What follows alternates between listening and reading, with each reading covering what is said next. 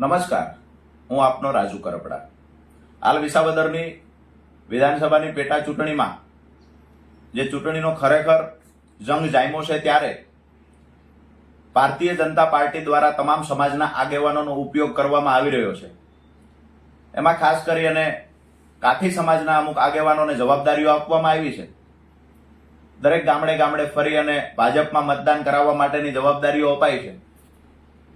પણ તમામ સમાજને મારી અમુક વિનંતી પણ છે અને ટકોર પણ છે કે ભારતીય જનતા પાર્ટીની સરકાર 30 વર્ષથી ગુજરાતમાં છે.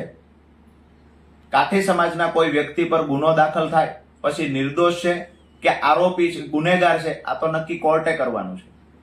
પણ કોઈ પર એક કેસ થાય અને એના પરિવારમાંથી જે બેન દીકરીઓને પોલીસ સ્ટેશન લઈ જવામાં આવે છે, એક રાત સુધી રાખવામાં આવે છે, એમની આબરૂ ઉપર ઘા કરવામાં આવે છે, આ જવાબદારી કોઈ નેતા લે છે ખરા? સામાજિક આગેવાન કોઈ જવાબદારી લે છે ખરા? ગૃહમંત્રી પાસે આનો એક પરિપત્ર કરાવી શકશે ખરા કે આરોપી કોઈ પણ હોય એના ઘરમાંથી બેન દીકરીઓને લઈ જવી પોલીસ સ્ટેશન આ કાયદાની વિરુદ્ધ છે? તો કોઈ પણ આરોપી પછી કાઠી સમાજ હશે કે અન્ય સમાજ હશે એની બેન દીકરીને પોલીસ સ્ટેશન લઈ જઈ પોલીસ હેરાન નહીં કરી શકે, આવી ખાતરી કાઠી સમાજના આગેવાનો સરકારમાંથી અપાવી શકશે ખરા? જો અપાવી શકતા હોય તો નિસંકોચ તમે સમાજના મત માંગો. જે ગ્રાઉન્ડ ઉપર છે, જે ખેતી કરીને પોતાનું ગુજરાન ચલાવે છે, જે મોભાથી જીવન જીવે છે, જેને તમામ સમાજો સાથે રાખીને જીવવાની આદત છે, સ્વમાનથી જીવે છે, આ લોકોનો રાજકીય ઉપયોગ કરી અને જે એમની સાથે અન્યાય કે અત્યાચાર થાય ત્યારે આ જ સામાજિક આગેવાનો ચૂપ થઈ જાય છે ને, એનું દુઃખ અમને છે. આ વાત કરીએ પાટીદાર સમાજની તો પાયલબેન ગોટી સાથે અત્યાચાર અન્યાય થયો તો પાટીદારની દીકરી પર અન્યાય થયો ત્યારે ભાજપના કેટલા ધારાસભ્યો ખુલીને બોલ્યા? આનું કોઈ નામ હોય તો મને આપજો. આજે વિસાવદર વિધાનસભામાંથી જે ભાજપના ઉમેદવાર ચૂંટણી લડે છે, પાયલબેન ગોટી પર અન્યાય થયો, આખા ગુજરાતે જોયું, આખા દેશે જોયું.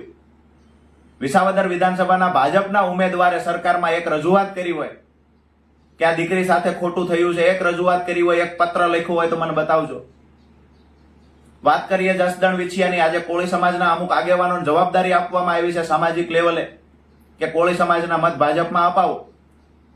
પણ જસદણ વિછિયામાં 6 મહિના નથી થયા હજુ ઘટનાને, 85 થી વધારે કોળી સમાજના લોકોને ખોટી રીતે 307 જેવી ગંભીર ગુનામાં ફસાવી અને પોલીસે માર માર્યો અને જેલમાં પૂરી દીધા. એ દિવસે સમાજનો એક પણ આગેવાન ભાજપ સાથે જોડાયેલો બહાર નથી આવ્યો. મારી વાત એટલી છે કે ગ્રાઉન્ડ પર રહેલા, ગામડાઓમાં રહેલા મતદારોને રાજકારણ સાથે કોઈ લેવા દેવા નથી. પણ આ જે સામાજિક નેતાઓ આવે છે, આગેવાનો આવે છે, એમનો ઉપયોગ કરે છે અને જ્યારે એમને જરૂર પડે છે ત્યારે ભાજપની સામે બોલવાની હિંમત કોઈ પણ સમાજના આગેવાનમાં નથી બચી. એક વિનંતી હું કરવા આવ્યો છું, ખાતરી પણ આપવા આવ્યો છું કે ગોપાલભાઈ ઇટાલિયા જસદણ વિછિયાવાળી ઘટના કોળી સમાજની હતી તો એમાં ડંકાની ચોટ પર લડ્યા છે. પાયલબેન ગોટીવાળી ઘટનામાં હું એનો સાક્ષી છું, લડ્યા છે. હેમુબેન વાળી ઘટના હશે તો ક્યાં હતા આગેવાનો? એક તમે કર્મચારીની બદલી નથી કરાવી શક્યા. 8 દિવસ સુધી દીકરીઓને જેલમાં રાખવામાં આવી. કોઈના પરિવારમાંથી 80 વર્ષના માજીઓને ડોહીમાને પોલીસ સ્ટેશન બેસાડી દેવામાં આવે. કોઈના ઘરના પ્રાણીઓ પોલીસ સ્ટેશન લઈ જવામાં આવે. આરોપી છે, આતંકવાદી નથી. સગાવાલાઓને ટોર્ચર કરવામાં આવે.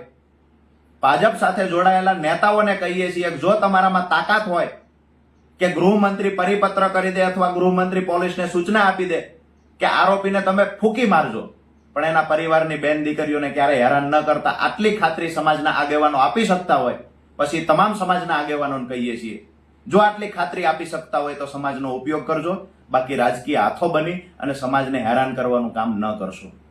આ વાત સાથે મારી વાત પૂરી કરું છું. આવતી 19 તારીખે વિસાવદર, ભેસાણ અને જુનાગઢ ગ્રામ્યમાં રહેલા તમામ સમાજના આગેવાનો, કાર્યકર્તાઓ અને મતદારોને કહીએ છીએ કે સમય આવ્યો છે આગેવાનોને ઓળખવાનો. ગોપાલ ઇટાલિયા રોડથી લઈને વિધાનસભા સુધી તમામ સમાજ માટે લડશે, એની હું ખાતરી આપું છું. આભાર.